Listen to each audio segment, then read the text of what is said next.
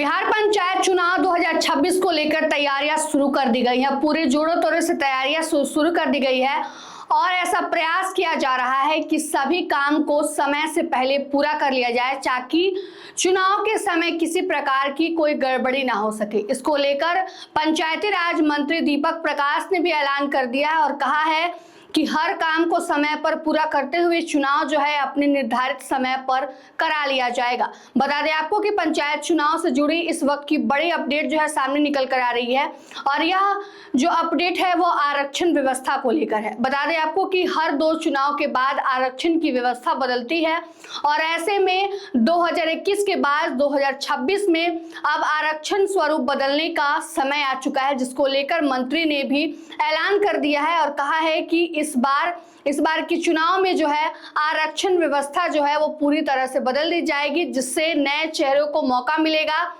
तो अगर आप भी चुनाव लड़ने की सोच रहे हैं तो इस खबर को जरूर सुनिएगा, क्योंकि इस बार त्रिस्तरीय चुनाव में जो है आरक्षण स्वरूप को बदलने की पूरी तैयारी की जा चुकी है। पंचायती राज अधिनियम के प्रावधान के अनुसार किसी भी पद को लगातार 2 आम चुनाव तक एक ही वर्ग के लिए आरक्षित रखने के बाद उसका आरक्षण चक्र बदलना अनिवार्य होता है।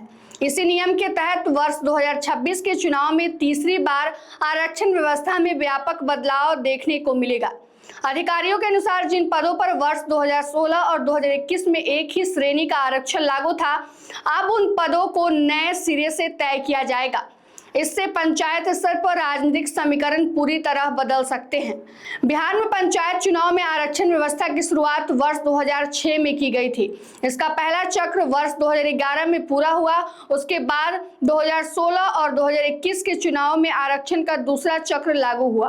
अब 2026 का चुनाव इस व्यवस्था का तीसरा बड़ा चरण माना जा रहा है, जिसमें जनसंख्या के नए आंकड़ों, सामाजिक संरचना के आधार पर आरक्षण का निर्धारण किया जाएगा। पंचायती राज व्यवस्था में अनुसूचित जाति, अनुसूचित जनजाति, अत्यंत पिछड़ा वर्ग और महिलाओं को अधिकतम 50% तक का आरक्षण देने का प्रावधान है।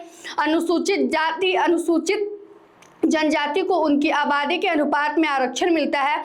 उदाहरण के तौर पर यदि किसी क्षेत्र में इन वर्गों की आबादी 25% है तो उसी अनुपात में पद आरक्षित किए जाते हैं। इसके अलावा अत्यंत पिछड़ा वर्ग को लगभग 20% तक का आरक्षण देने का प्रावधान है। आरक्षण व्यवस्था केवल ग्राम पंचायत स्तर तक सीमित नहीं है, बल्कि यह अलग अलग स्तरों पर अलग अलग तरीके से लागू होती है।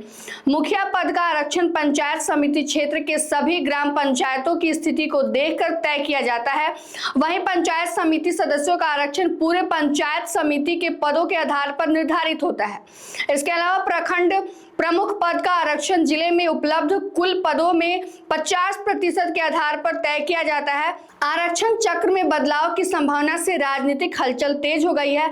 ऐसे में वह उम्मीदवार जो पिछले 2 चुनाव में आरक्षण का लाभ लेकर मैदान में उतरे थे, अब नई व्यवस्था से अपनी स्थिति को लेकर असमंजस में हैं। वहीं दूसरी ओर नए उम्मीदवारों और युवा नेताओं को इस बदलाव से लेकर एक बड़ा अवसर देखने को मिल रहा है। यह बड़ा अवसर माना जा रहा है। कई पंचायतों में नए सामाजिक समीकरण बनते हुए भी दिखाई दे रहे हैं। प्रशासनिक सूत्रों के अनुसार आरक्षण निर्धारण की प्रक्रिया जनगणना के आंकड़ों, पंचायत स्तर के सामाजिक ढांचों के विश्लेषण के आधार पर की जाएगी। इसके लिए प्रारंभिक तैयारियां शुरू कर दी गई है। पंचायत चुनाव 2026 में होने वाला यह आरक्षण परिवर्तन न केवल अररिया जिले की पंचायत राजनीति को प्रभावित करेगा, बल्कि पूरी राज्य में नए राजनीतिक समीकरणों को जन्म देगा। अब सभी की नजर इस बात पर टिकी है कि नया आरक्षण चक्र किसके लिए अवसर और किसके लिए चुनौती लेकर आता है।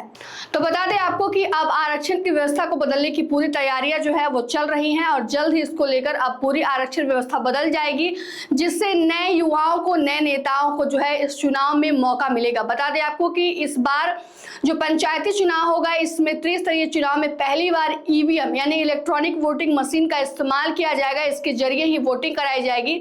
यह नया पहलू इस बार चुनाव में देखने को मिलेगा। फिलहाल के लिए इस खबर में इतना ही। तमाम अपडेट के लिए जुड़े रहिए हमसे और देखते रहिए मगही न्यूज। धन्यवाद।